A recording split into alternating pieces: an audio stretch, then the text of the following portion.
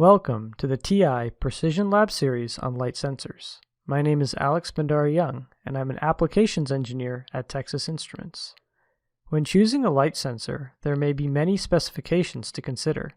In this video, we will discuss key figures of merit when choosing a light sensor and what they mean in order to choose the best device for the application. Comparing and choosing digital light sensors can be difficult as they have many specifications. In the case of light sensors, we are trying to maximize lux accuracy. However, lux accuracy cannot realistically be given as a single number as it is dependent on many variables. When trying to choose a light sensor, it can be helpful to condense some of these specifications down into key figures of merit, or FOM. This video will go over the figures of merit that contribute the most to the lux accuracy of digital light sensors. We will start with device sensitivity. Typically, when choosing a light sensor, we first determine the largest and smallest lux measurement needed from the device for an application. The high end of the sensitivity range will set the highest lux value before the reading saturates. The low end of the sensitivity range, sometimes called resolution, will determine the minimum lux detectable by the system. It is important to remember that cover materials can attenuate the light to the sensor, changing the sensor lux from the ambient lux. Cover materials with high attenuation require devices with higher sensitivity to get the same performance, as discussed in the previous video on cover material. Once the required device sensitivity range is determined, finding a part that can hit it is more complicated than it may first appear. Light sensors are often specified with a single low and high value for the lux range, such as 100 millilux to 50 klux. However, this is misleading because the range of a sensor depends on how the device is configured and what settings the application will allow. A light sensor's low and high sensitivity range will often be determined in part by the conversion time. Conversion time is the inverse of sample rate and is configurable. Sensors often market the fastest conversion time a device can output, but using a fast conversion time may give a lower sensitivity. Using very slow conversion times will often give better low lux sensitivity, but can be impractical.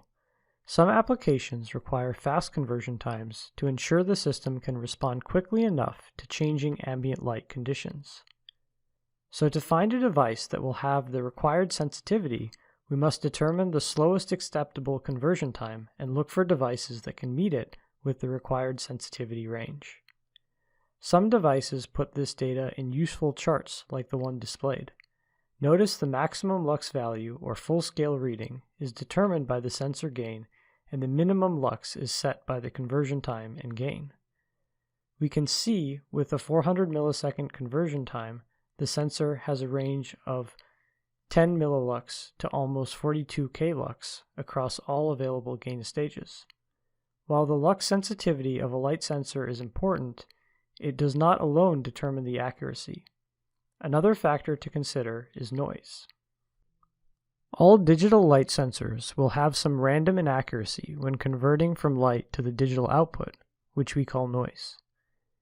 The amount of noise can be a limit to the low light sensitivity and lux accuracy of a device. Some devices may have noise levels higher than the specified minimum lux value.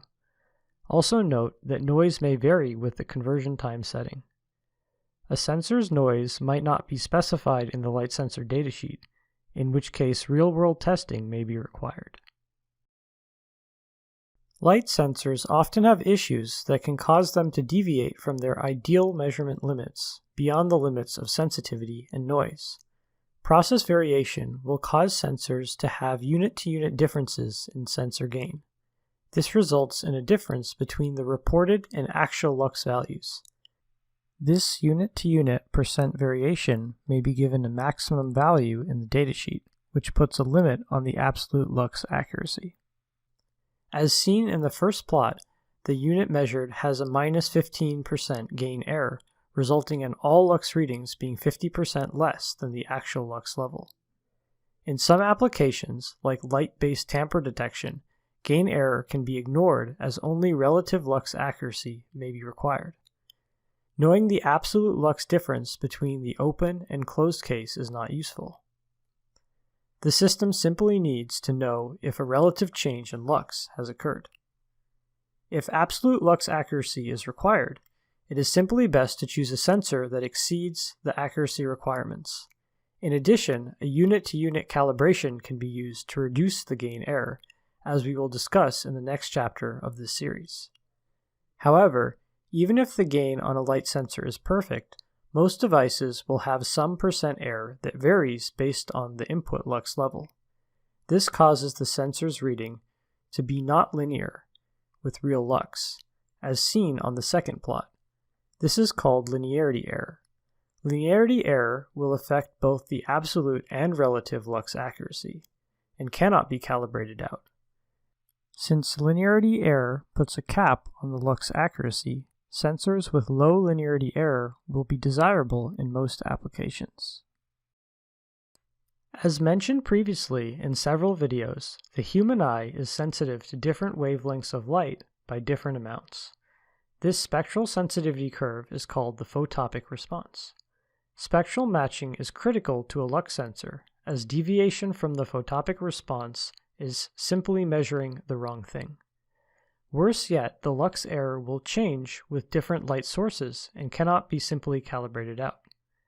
So how do we compare the spectral matching of different light sensors? To estimate photopic error, we can impose a photopic response curve onto the sensor response to see how closely the sensor matches, as shown in green on the plot. The greater the deviation from the photopic response, the worse the performance will be. In the previous slide, we talked about the spectral matching in the visible spectrum.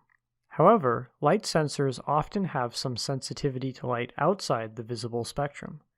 Near-infrared light is a particular concern because many light sources contain significant IR light, as discussed in the video on types of light sources from Chapter 1 of this series.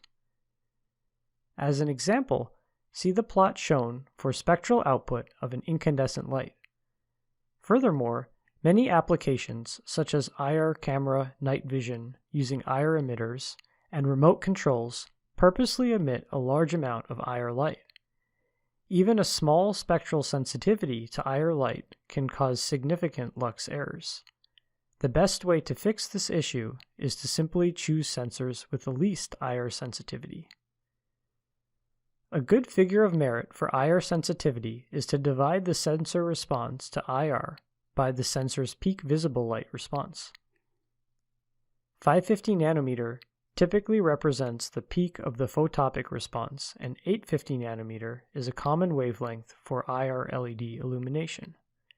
The 850 nanometer response can be substituted for other IR wavelengths if the application requires it, like 940 nanometer for remote controls. Unfortunately, many sensors do not clearly specify the IR response. Some light sensors will specify an IR response at a specific wavelength, but this wavelength may not be appropriate for the application. In these cases, and where the IR response is not specified, real-world testing may be required. Sensor accuracy is also influenced by external factors in the environment. Light sensors will attempt to compensate for environmental factors, but some amount of variation may still occur. Because of this, many light sensors will have some sort of specification on how the device will be affected by these external factors.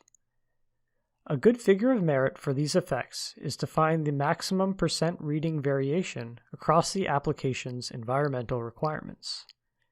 As an example, let's assume we have a system temperature requirement of between 0 and 85 degrees Celsius and a power supply specification of between 3 volts and 3.6 volts. Using the charts provided, we can see the supply variation will cause a reading error of around 0.03%, and the temperature variation can cause an error of around 0.4%. Combining the two, we get an environmental figure of merit of 0.43% reading error. Field of view has already been discussed in some detail in a previous video.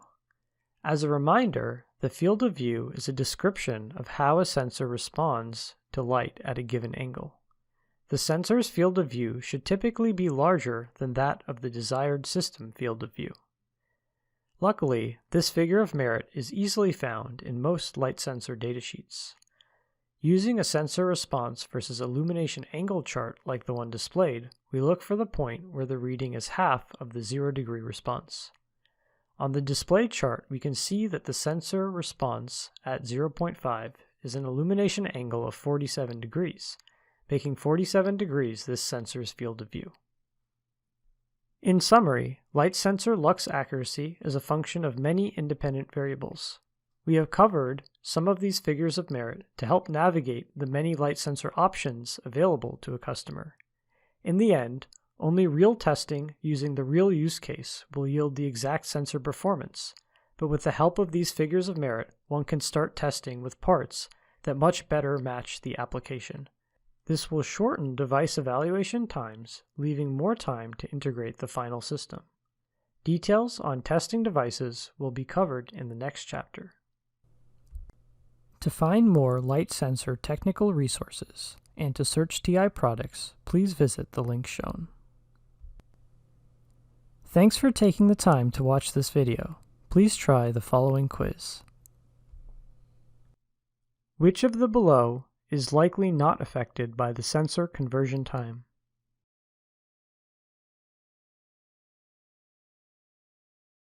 The correct answer is D.